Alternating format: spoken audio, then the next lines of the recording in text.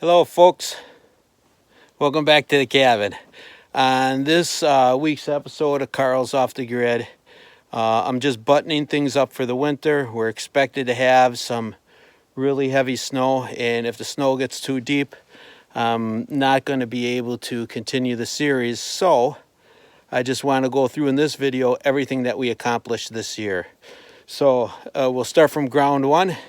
This year I was able to put in the driveway. You can still see I have some trees left over from the driveway. I was able to have the wood shed put in. So if there's a deer that I just shot. If you remember, this is one of my first videos where I ended up putting this wood shed in. We had the garage delivered, and we also had the cabin delivered. While we're outside, this is going to seem a little bit backwards, but I'll show you what we did for wiring the cabin because we're already out here. For the wiring of the cabin, we did two different systems. We did AC wiring, in which you can go ahead and plug a generator into this outlet here, and this outlet controls the whole house. All the AC outlets in here, once we power the generator up to this external outlet out here, it powers the whole house. And then the other thing that we did was DC power to the house. Now, what I've been doing off screen is I just go outside every day and I throw my main battery from the battery bank out onto the driveway with my solar panels, and I charge it. But let's go inside the cabin and I'll show you what the DC wiring looks like. For the DC wiring, I went ahead and I put in this main access panel where I can turn on and off all the lights to the cabin just by simply flipping these switches here. I do have ports in here for charging your laptop and for charging your cell phone. My beard's looking funky. That's from the Corona mask. And then I also have an outlet on here as well for, you can't see it real good because it's so dark, but that is like a cigarette lighter where you could plug in. In our case, it's going to be, we have one of those little cooler refrigerators, and that's how we chill our food, is we plug it into there. Let's move on into the bedroom, and I'll show you what I've got for right now. This next season, see that right there? That's my battery bank and my charge controllers hanging there by these wires. Obviously, I'm not too proud of this, but next season, this is going to get, wow, that light turned bright. There, that's a little bit better. Next season, this is going to be, the DC is going to be buttoned up. I'm planning on putting a little doghouse outside that I can go ahead and put the DC in. And you can tell by my lighting in here, it keeps messing with my camera. That stuff is really kicking. It really does a number, and I am so glad I went with DC wiring. To have no electricity bills is incredible. I still have yet to find out what this system's limits are. Excuse me. Right now, I'm just doing little things like when I hook up my inverter, I'm charging, my DeWalt batteries and my Milwaukee Tool batteries and silly stuff like that. So I really haven't had much to do with testing the DC wiring, but this next season we'll definitely start pushing the limits and find out what the solar setup can all do. We went ahead and did the finishing of the interior. I hung a pocket door, and we went ahead and put in the car siding, and then also we went ahead and put in the corrugated tin ceiling. A lot of people had questions about why I want corrugated tin ceiling like that. There are ways that you can antique that stuff to tone it down a little bit. I do realize it's pretty bright. However, I'm always thinking ahead. when I started to heat this place with a wood burning stove, I have never been so happy that I made that decision before, because the heat radiates down off that and it comes back on your face, on your body, and it feels really good. And I was just proud that I was able to make that decision. I know a lot of times I don't explain in depth why I made that decision, but now this video, I'm letting you know. We also, after we did the ceiling and the car siding, then the next big project was we had to heat the heart of the home. So I went ahead and I picked up this wood burning stove. You remember, I'm doing this on a budget. I had one gentleman commented, "Oh, that's a little bit overkill for that cabin, don't you think?" Well, this is like a $1,200 to $1,400 stove, or we've seen it range from that much. My object is this build is to keep it on a budget. So we were lucky enough to find this at a Tractor Supply. They were closing out.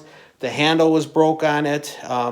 I was able to call the manufacturer. They shipped me out a handle for free. And I got that stove there, I think it was for $250. So at that price, I couldn't turn it down. We went ahead and put the fireproofing in the wall. Oh, my hand is going backwards here. Behind the stove. That is not complete yet. I'm going to have to go ahead and I'm going to put some type of tile or something on there to complete that off. I'm thinking maybe going with a glossy black, or else a fieldstone. Fieldstone would be kind of cool to keep that country look. We went ahead and we settled on the interior stuff. Excuse the mess, but this is deer hunting. So I've got all my stuff out right now. But you can see, if I can get the camera to hold still, we went ahead and we found our tiny table. Now during the winter months, what I'd like to do, because I want to stay in contact with everybody, is I'm going to try to put together a series where I start picking out the interior stuff for the cabin. When we come back over here, you can see on this wall, this hallway is really, really wide. What I'd like to do is, the reason I went so high with the outlets and everything right there, I'm just going to do a real simple setup for the kitchen. I'm not going to spend a whole lot of time in the kitchen. Most of our cooking is actually done outdoors. So what I would like to do is I want to put in a shortened countertop there, and I'll probably drop a couple more solar lights in above the countertop, and then I can have a cooktop there. I can have a stove top there, and so it'll be a place to put our mini refrigerator as well. So then that leads us to the next thing. I'm going to have a video series this winter where I'd like to talk about what we're doing for sleeping accommodations on both lofts. We have the loft over here where the kids have been sleeping on top of air mattresses, and then this loft over here, which ended up being just a storage place for our groceries right now. But that is going to be turned into a sleeping quarters up there as well. And so I'd like to show you some great ideas that we have for beds up there. There's going to be a storage bed that I'm putting in the bedroom that I just showed you where the solar is. We found some really cool ideas because I don't have much room there. We've got some cool ideas for putting in a queen size bed and being able to have some dry storage and stuff still with having that big a bed. So you're going to have to stay tuned to the videos to get that information as well. And then here in the family room, you can see I've got my plastic lawn furniture in here. I'm so tired of sitting on that stuff. So what we would like to do is we're thinking of putting in, like, I think they call it an alcove couch that fits in this area here. And there we go. And we've got some really good ideas with couches that I'd like to, put in the home. We have a couch in mind right now that has a bunch of hidden storage within it because we are in a tiny cabin. We don't have much storage space. So that'll be a huge plus. And then if I ever have my folks come up, or any of my, I'm starting to get up there in years, any of my buddies who's got bad knees or something like that, and we don't want to be climbing the ladder, this couch turns into a queen size bed as well. And I was a little bit hesitant about doing that. You see a lot of these pull-out couches are just as uncomfortable as can be. But when I went and tried out this specific couch, it was comfortable, and I think my guests are really going to like it. So that'll be a nice feature as well. So we're going to really be able to still keep the series going during the winter months, even if I can't get up here at the cabin, and this is how we're going to do it. Eventually, I may run out of video footage, but in the spring, we'll definitely start up again. But if things go right, we can really make this work. So, all right, I just wanted to give you that quick little update on the cabin. I've got curtains in already, even though I don't have the finished trim put on. My goal for this year is I just wanted to get the cabin in, and I wanted to get it sealed up, be able to heat it, so that my sons and I could come up here for ice fishing and for deer hunting, and be able to utilize the cabin yet. So I just wanted to touch base with you guys, let you know where we are right now, and let you know that even though the snow might be holding us back from getting up here some weeks, I'll definitely keep this video series going as long as I can through the winter months, and then we'll start up again in the spring.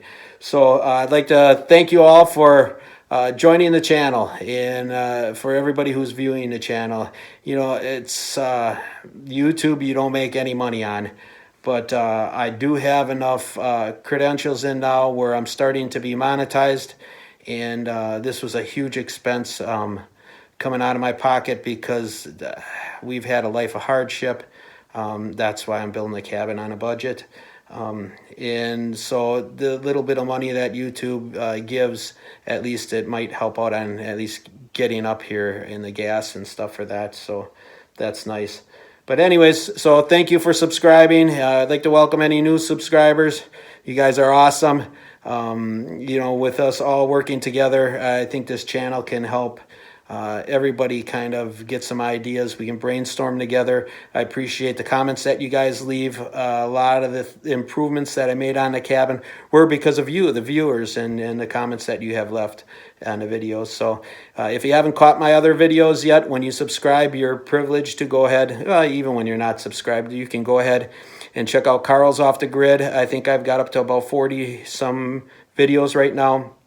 The early ones you have to pardon me on. I had a hard time getting my audio and stuff up to snuff, so it is what it is. But anyways, if you want to see how this cabin was put together, go back and review those videos, and then we'll catch you next time on Carl's Off the Grid.